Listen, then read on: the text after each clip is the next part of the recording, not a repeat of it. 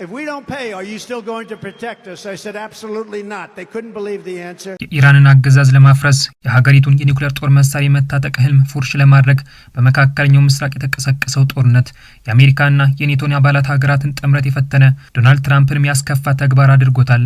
እንደ ቬንዙዌላ በአጭር ቀናት ውስጥ የኢራንን ጦርነት በማጠናቀቅ የሀገራቸውን ኃያልነት ለዓለም አቀፍ ማህበረሰብ ማሳየት የፈለጉት የሆርሙዝ ወሽመጥ ተዘግቶ በዓለም ኢኮኖሚ ላይ አሉታዊ ተጽዕኖ እንዲፈጥር ያደረገውን ተግባር ያስፈጸሙት የአሜሪካው ፕሬዝዳንት ዶናልድ ትራምፕ በቀይ ባህር ላይ ሌላ የጦር ጉሰማ ድምጽ ሰምተዋል። ከፊሉን የየመን ግዛት በማስተዳደር ከሀገሪቱ መንግስት ጋር ጦርነት ሲያደርግ የሰነበተው ከእስራኤልና አሜሪካ ጋርም በአጉራሹ ኢራን አማካይነት ግጭት ውስጥ የገባው ሀውቲ በቀይ ባህር ላይ ጥቃት እንደሚፈጽም የማስጠንቀቂያ መልእክቱን አስተላልፏል። ታጣቂ ቡድኑ በቴህራን ላይ ጥቃት ለመፈጸም ሀገራቶቹ ቀይ ባህርን የሚጠቀሙ ከሆነ በጦርነቱ ላይ እጁ እንደሚያስገባ በትናንትናው ዕለት አስታውቋል። አልባሹን አጉራሹን የጦር መሳሪያ አስታጣቂውን አያቶላ ኻሜኒ በአሜሪካና እስራኤል ጥቃት ህይወታቸው ሲቀጠፍ ድምጹን ያላሰማው ወታደራዊ ስልጠና የሚሰጧቸው ጀነራሎች በመስሪያ ቤታቸው ውስጥ ሲገደሉ አለው ያላለው ሀውቲ አሁን በጦርነቱ ላይ እንደሚሳተፍ በቃል አቀባዩ ያህያ ሳሪ አማካኝነት ይፋ አድርገዋል። የሆርሙዝ ወሽመጥን ለማስከፈት ወታደራዊም ዲፕሎማሲያዊም ስትራቴጂ እየተከተሉ ያሉት ዶናልድ ትራምፕ ግን አሁንም በቴህራን ላይ የሚያደርጉትን ጥቃት አጠናክረዋል።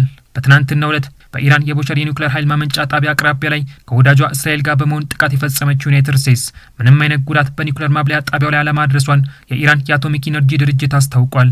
የኢራን የኒውክሌር ማብለያ ጣቢያዎች ማውደም የሚፈልጉት እስራኤልና አሜሪካ በትናንትናው ዕለት የፈጸሙት ጥቃት ለሶስተኛ ጊዜ የፈጸሙት እንደሆነም የኢራኑ ተስኒም ሚዲያ ዘግቧል። ሰላማዊ የሆኑ የኒውክሌር ተቋማትን ኢላማ ማድረግ የዓለም አቀፍ ደንቦችንና ግዴታዎችን በግልጽ የሚጥስ ነው በማለትም ቴህራን የሀገራቶችን ጥቃት አጣጥለዋለች። በአሜሪካና የአውሮፓ ሀገራት የኢኮኖሚ ማዕቀብ ስትደበደብ ከኖሮቹ ኢራን ጋር የቦሸር የኒውክሌር ኃይል ማመንጫ ጣቢያን ለመገንባት ከ6 ወራት በፊት የ25 ቢሊዮን ዶላር ስምምነት የፈጸመችው ሩሲያ የሀገራቱን ጥቃት በተመለከተ አስተያየቷን ከመስጠት ተቆጥባለች። በመካከለኛው ምስራቅ ጦርነት የአሜሪካን ወታደራዊ ኃይል በወዳጇ ሀገር ኢራን እየፈተሸች ያለችው የኔቶንም አንቀጽ 5 ስምምነት ተፈጻሚነቱን መገምገም የፈለገችው ሩሲያ ለኢራን ወታደራዊ የጦር መሳሪያ ድጋፍ ከማድረግ ይልቅ በቦሸር የኒውክሌር ማብለያ ጣቢያ ላይ እየሰሩ የሚገኙ 300 ዜጎቿን እንዲወጡ አድርጋለች። የኢራንን ጦርነት በአጭር ቀናት ማጠናቀቅ ያልቻሉት ዶናልድ ትራምፕ አሁንም በኔቶ እንዳዘኑ መናገራቸውን ቀጥለዋል። በትናንትናው ዕለትም በሞቃታማዋ ሀገር ሚያሚ በተዘጋጀ የኢንቨስትመንት መድረክ ላይ መካከለኛው ምስራቅ እያቃጠለው ስላለው ጦርነት ሲናገሩ ያመሹት ትራምፕ የአውሮፓ ሀገራቶችን ሲከሱ አምሽተዋል። በቤንያሚን ኔታንያሁ መሪነት በአረብ ሀገራቶች አይዞባይነት በኢራን ጦርነት ላይ የተሳተፉት ትራምፕ እነሱ ከኛ ካልሆኑ እኛም ከነሱ ጋር አንሆንም በማለት መልእክታቸውን አስተላልፈዋል።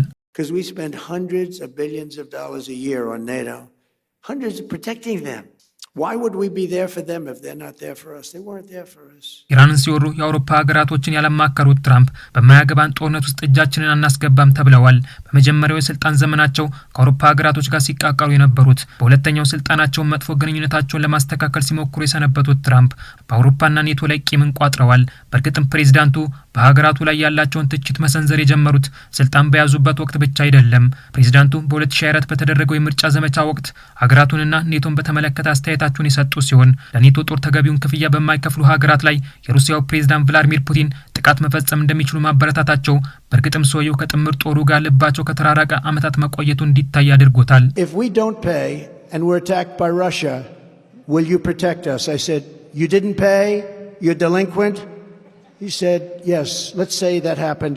No, I would not protect you. In fact, I would encourage them to do whatever the hell they want. You got to pay. You got to pay your bills. በኔቶ ጥምር ጦር ላይ ትችታቸውን ሲያቀርቡ የኖሩት የሀገራቱን ወታደራዊ ወጪ ወደ 5% ከፍ እንዲል ያደረጉት ትራምፕ ወታደራዊ ክፍያውን በተገቢ ለማይከፍሉ ሀገራት ምንም አይነት የደህንነት ከለላ እንደማይሰጠውም ሲናገሩ ተስተውለዋል። I said, no, you have to understand. You don't pay your bills, you get no protection. It's very simple. ኔቶ በኢራን ጦርነት ላይ አሜሪካን ባለመርዳቱ በጣም አዝኛለሁ በማለት የተናገሩት ትራምፕ ኔቶ የወረቀት ነበር ነው ብዬ ሁልጊዜ እናገራለሁ በማለት መግለጻቸውን ስካይ ኒውስ ዘግቧል። ትልቁ ግጭት ቢከሰት እዚያ እንደማይኖሩ ዋስትና ሰጣለሁ በማለት በሶስተኛው የዓለም ጦርነት ላይ የኔቶን እርዳታ እንደማያገኙ ከወዲሁ ያወቁት ትራምፕ በጥምር ጦሩ ላይ ያላቸውን እምነት የተሸረሸረ መሆኑን አሳይተዋል። ከእንግሊዙ ጠቅላይ ሚኒስትር ኬር ስታርመር ጋር ሲጋጩ የነበሩት የፈረንሳዩን ፕሬዝዳንት ኢማኑኤል ማክሮንና የጀርመኑ ፕሬዝዳንት ፍሬድሪክ መርዝ ወዳጅ መሆናቸውን የተናገሩት ትራምፕ የኢራን ጦርነት የነሱ ጦርነት አለመሆኑን መናገራቸውን ሲተቹም ታይተዋል። የዩክሬንና የሩሲያ ጦርነት የኛ ጦርነት አይደለም በማለት የተናገሩት ትራምፕ ሀገራቸው አሜሪካ በዩክሬን ጦርነት የአውሮፓ ሀገራቶችን ስትረዳ እንደነበረችም አስታውቀዋል። When I heard the head of Germany say, this is not our war about Iran, I said, well, Ukraine's not our war. We helped, but Ukraine's not our war. I thought it was a very inappropriate statement to make.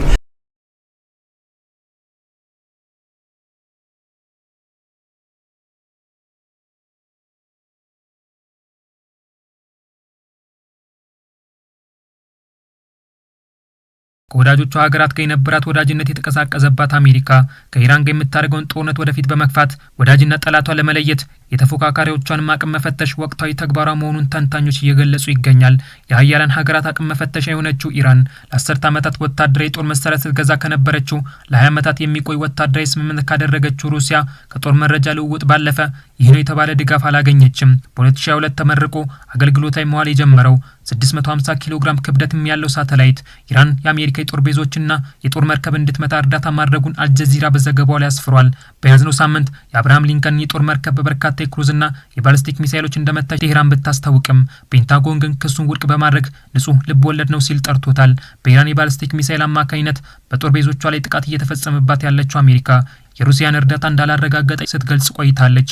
አሜሪካ የሩሲያን ተግባር አላረጋገጥኩም ብትልም ከሩሲያ ጋር ጦርነት እያደረገች ያለችው ዩክሬን ሞስኮ በጦር መሳሪያ፣ በስለላ፣ በመረጃ ልውውጥና በሌሎች ጉዳዮች ላይ ኢራን እርዳታ እያደረገች መሆኗን በጄኔራሏ ኢጎር ሮማኔንኮ በኩል አስታውቃለች። በሩሲያ የመረጃ ድጋፍ እያገኘች እንደሆነ የሚነገርላት ኢራን በመጀመሪያዎቹ ቀናት በሀገራቶቹ ላይ የምታደርገውን የድሮን ጥቃት በቀን 250 የነበረ ሲሆን ነገር ግን በአሁኑ ወቅት ወደ 50 መውረዱን ተንታኞች አስታውቀዋል።